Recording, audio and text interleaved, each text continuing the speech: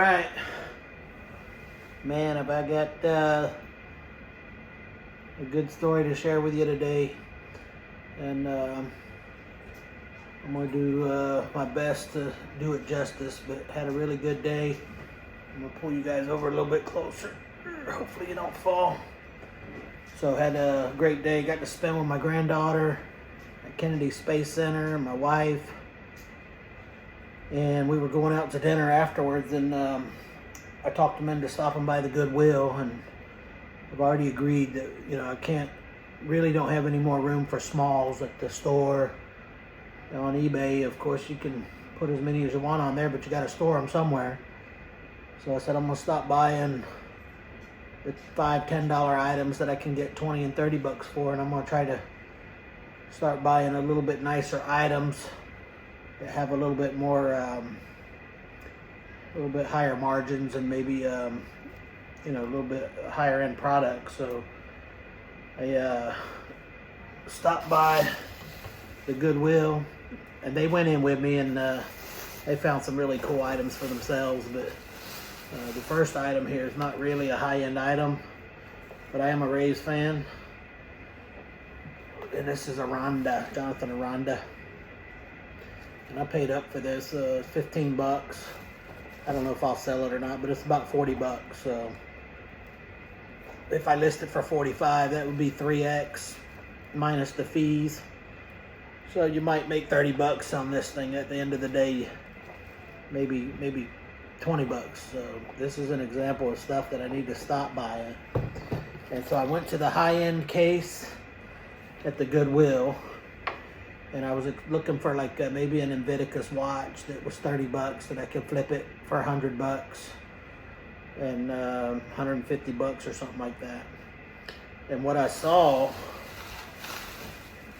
and this is not the unveiling. I'm going to open what's in this box, and I'm going to tell you a story about what's in this box. And it's really not a piece for the store, a piece to flip. This is a personal item that I ordered. It's going to go in the shop, or I'm going to give it to somebody, and I'll tell you that story. But y'all know a couple weeks ago I bought the Cream music collection, and I bought it at an estate sale in a bundle for 35 bucks, and it was about a $200 piece. I sold it for like $140 in 2 or 3 days. Made a video about it. Was pretty excited. So I was super excited when I saw this piece, and I'm gonna tell you that I Googled it. I did Google it, and I put it into eBay, and pretty excited what came up. And I looked at the price, and I said, yeah, I'll take it. And when I looked at the price, I thought it said $49. I thought it said 49 bucks. But you can see it says 499 bucks. So this is, I did shell out 600 bucks for a Pepsi machine and 2 gas pumps. I also shelled out 600 bucks for a firefighter collection of about 150 pieces, including axes and jackets and boots and memorabilia and fire trucks that I knew was worth a lot of money. But I shelled out 500 bucks for this Beatles collection. It says they're LPs. Please Please Me, With the Beatles, A Hard Day's Night, Beatles for Sale, Help, Rubber Soul, Revolver, Sgt. Pepper, Lonely Hearts Club, Yellow Submarine. All those are on this this set right here. It's 20th anniversary of a Japan concert, mono record box. And I Googled it, guys, and there's several listed for $2,200. There's some sold comps that were listed for $1,500. I don't know what they actually sold for, but I took a chance, and I'm gonna list this for about $1,900. I'm gonna try to get $1,500. So if I can make $1,000 profit off of this, I'll do a recap video the day I sell this. I'll show you that I made $1,000 profit off of this. $1,000 profit on one item is pretty damn good. So I'll be excited just to show you what's inside. I don't know. I'll be honest with you. I do not know if this is CDs or if they're little records. I think this came out in the 80s. I think they're red albums, small albums maybe.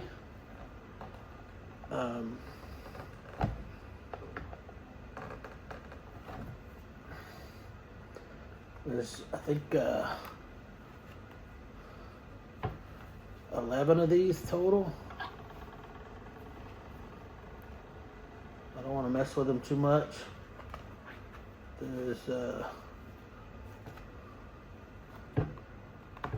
There's all kind of stuff in here, guys. Oh, they're CDs, okay. EAS 67157. That's what it says on this one. EAS 67157. I don't know if they all have that same number on it. I was looking at different numbers. Let me look at another one real quick.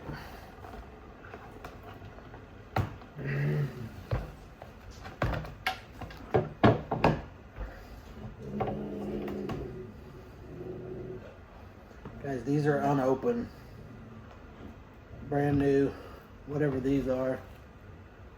Each one's a different album, maybe. But these haven't even been opened.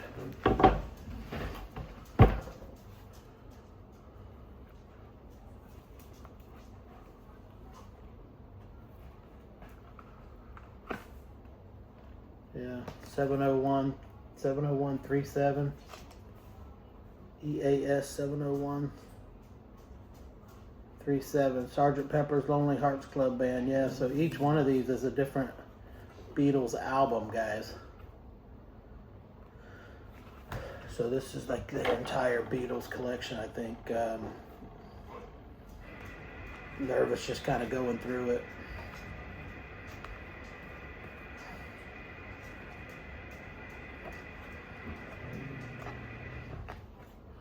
So I'm going to put all this back in nice and neat. You'll see it listed on Mrs. P's Country Store on eBay. And really, really excited. I'll show you the comps at the end, what they're going for.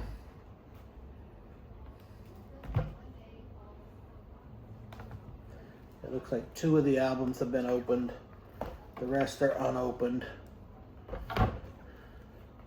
1, 2, 3, 4, 5, 6.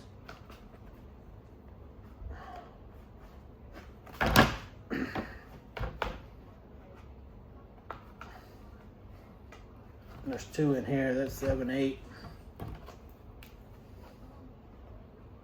And that's 9.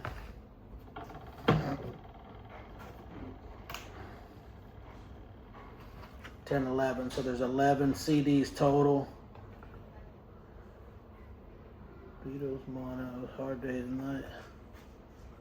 The Beatles. So yeah, I'm gonna package all these back up.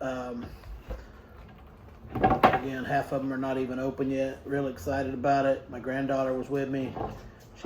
She picked out a few shirts and said, "Yeah, Papa, do it. I think it's a good deal." So she encouraged me. My wife encouraged me. So we took a big chance, and hopefully it'll pay off. More to come. More to come on the Beatles CDs.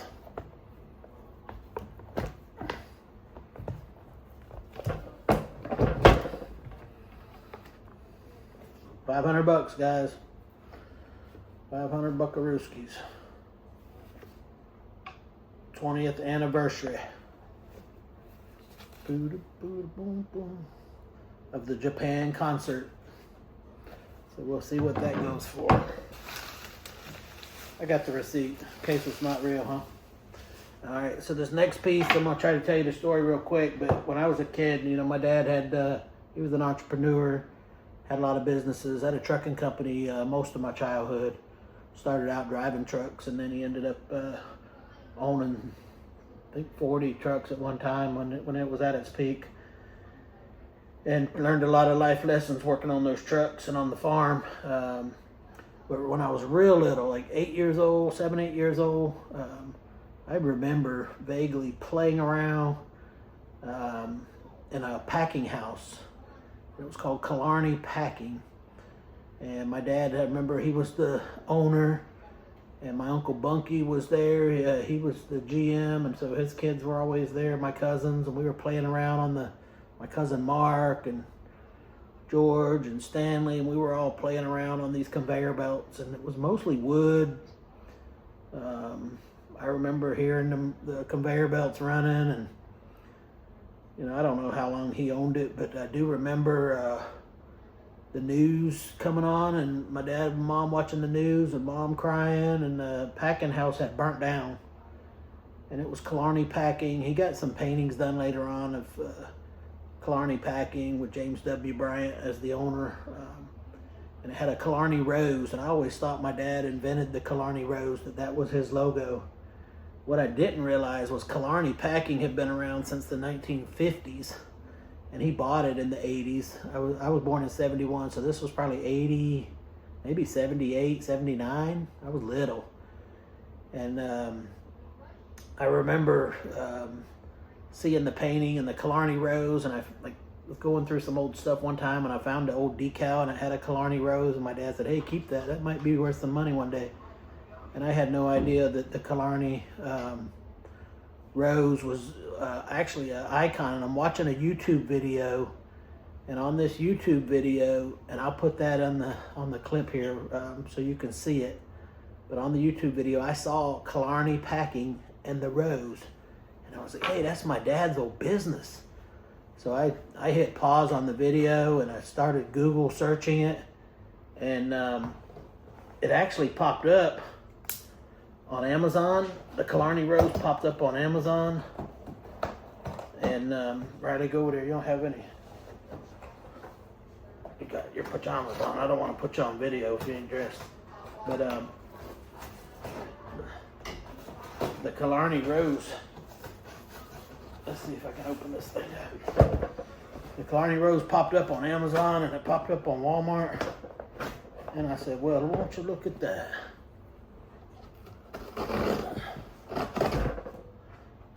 So I ordered this right here. Let's see what it looks like. I'll share it with you.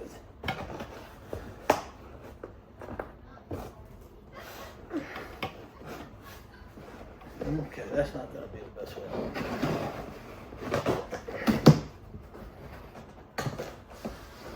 So I asked my wife if she would order it so I can put it on the wall at the shop. Probably order a smaller version of it as well. The lady at the flea market, she collects old citrus postcards, so I'm going to be keeping an eye out for old Florida. Likes Pasco, Evans Properties, Oakley Growers. They all had postcards back in the day. I'm going to see if I can start collecting some of that stuff myself. Boy, this is packaged really well. This is how you should send out artwork for sure.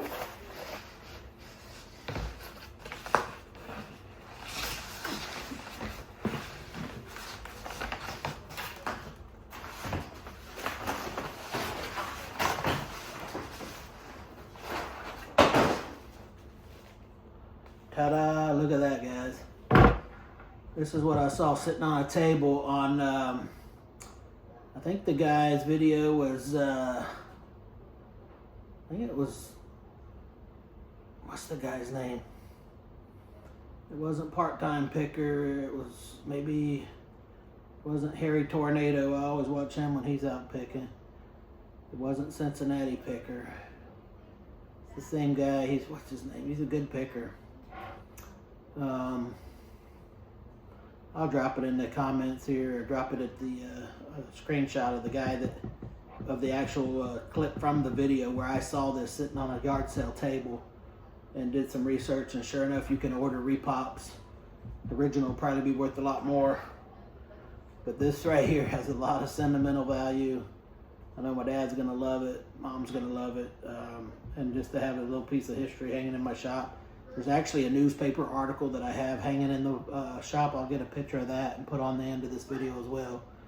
That just kind of shows where my dad owned this company back when I was a little kid and it burnt down. So pretty excited about that, and hope you enjoyed the video. Thank you for making it to the end.